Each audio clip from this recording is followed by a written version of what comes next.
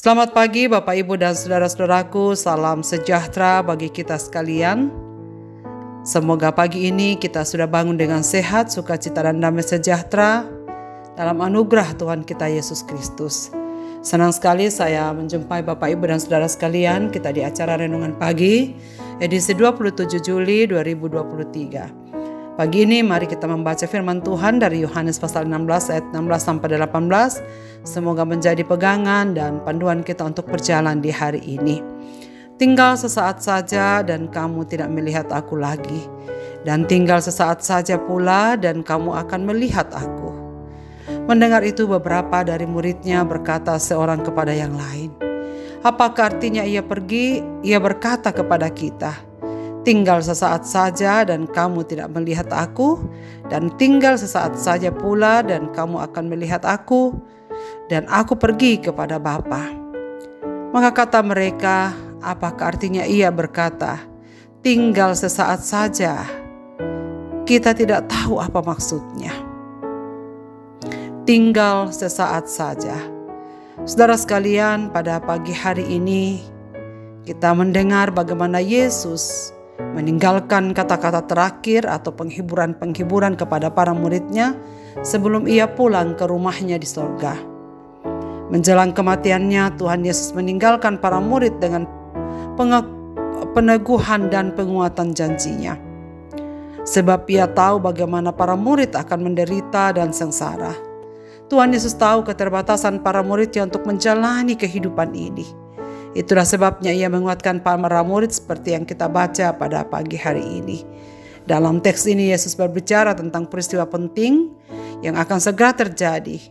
Tinggal sesaat lagi engkau, para murid akan melihat dia, dan tinggal sesaat lagi para murid tidak akan melihat dia. Saudara sekalian, pada saat Yesus berbicara tentang hal ini adalah peristiwa yang dimaksudkan yaitu wafatnya di kayu salib dan kebangkitannya dari kematian. Ia menyampaikan pesan bahwa dia akan meninggalkan dunia ini dan pergi kepada Bapanya. Para muridnya tampak bingung dan bertanya-tanya tentang apa yang dimaksudkan oleh Yesus dengan pertanyaannya itu.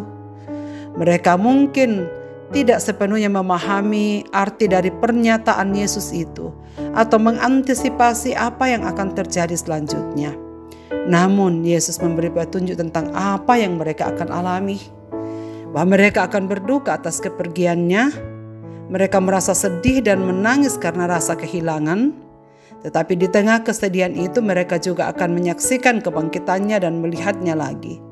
Sukacita akan menggantikan kesedihan mereka ketika mereka menyadari bahwa Yesus benar-benar hidup dan berkuasa atas kematian. Pesan ini mengajarkan kepada kita saudaraku tentang perjalanan iman dan keteguhan hati dalam menghadapi penderitaan dan cobaan hidup. Meskipun mungkin kita mengalami kesedihan dan ketidakpastian, kita harus percaya bahwa di balik semua ini ada harapan dan sukacita. Yesus telah menang atas kematian dan melalui iman kepadanya, kita dapat mengalami sukacita sejati dalam persekutuan dengannya. Pendengar renungan pagi yang dikasihi Tuhan, hal ini juga mengingatkan kita bahwa dalam hidup ini kita mungkin mengalami tantangan, penderitaan dan pergumulan, tetapi kita tidak sendirian. Memang hidup kita ke depan akan berat adanya. Tetapi yang Yesus janjikan bahwa para murid tidak akan berjalan seorang diri.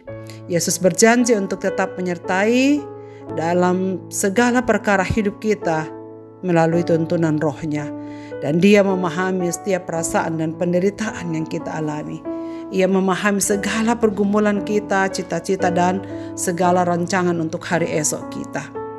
Kita bersyukur saudara sekalian bahwa kita memiliki Tuhan yang memberikan Roh-Nya kepada batin kita untuk menuntun kita semua mengenali apa yang baik, apa yang tidak. Dan di sini Yesus berjanji bahwa hidup tidak selamanya mudah. Hidup itu kadang-kadang harus menghadapi banyak pencobaan, tantangan dan kesulitan. Tetapi penyertaannya yang ia janjikan kekal untuk selama-lamanya melalui Roh-Nya, dan Dia memahami setiap perasaan dan penderitaan yang kita alami. Saudara sekalian, sebagai murid-murid Yesus kita dipanggil untuk tetap teguh dalam iman apapun yang terjadi. Tetap percaya kepada Dia bahwa segala penderitaan ini akan berakhir. Ada sukacita yang abadi dalam persekutuan dengannya. Karena itu saudara-saudaraku, marilah kita belajar dari contoh para murid, bahwa meskipun saat-saat sulit mungkin datang, kita dapat menemukan kekuatan dan pengharapan di dalam Kristus. Hanya kepada Kristus sajalah kita lari untuk mengawali segala persoalan hidup kita. Dan doa saya, saudara sekalian, Bapak, Ibu, dan saudara-saudaraku pada hari ini boleh berjalan di dalam kekuatan, apapun yang terjadi, penyertaan Tuhan kekal adanya. Marilah kita berdoa. Bapa di sorga, Bapa di dalam nama Tuhan Yesus Kristus, terima kasih untuk firman-Mu. Bahwa sekalipun secara fisik Engkau tidak ada di tengah-tengah dunia ini, tetapi Roh-Mu yang tinggal tetap di hati kami. Terima kasih karena Roh Kuduslah yang membimbing kami dengan penuh kesetiaan, memelihara dan meneguhkan kami. Hingga pada pagi hari ini kami tetap ada di hadapan-Mu Bapa, tetap setia mengiring Dikau apapun yang terjadi dalam hidup kami. Hamba-Mu berdoa untuk segenap pendengar renungan pagi dimanapun mereka berada dalam segala keadaan hidup mereka. Yang sakit, Tuhan ulurkan tangan-Mu untuk menyembuhkan mereka. Jamahlah mereka ya Tuhan. Ingatkan mereka bahwa Engkau adalah tabib di atas segala tabib. Kiranya mereka yang sedang berduka Tuhan hiburkan dan menghapus segala air mata mereka. Dan kami doakan supaya kami semua terus berada di hadapan Tuhan, menikmati segala yang baik dalam kehidupan ini. Segenap umat-umat-Mu yang menghadapi banyak pergumulan dalam hidup mereka, tolonglah ya Tuhan supaya kami semua mengingat dan menyadari bahwa Tuhan bersama kami. Roh Kudus akan menuntun kami dan memberikan segala jalan keluar dalam pergumulan kami. Terima kasih Bapa, sepanjang hari ini kami taruhkan dalam tangan-Mu. Biarlah kasih-Mu yang senantiasa melawat hidup kami. Dalam Kristus Tuhan kami berdoa. Amin. Selamat beraktivitas Bapak, Ibu, dan saudara-saudaraku. Tuhan Yesus memberkati kita sekalian.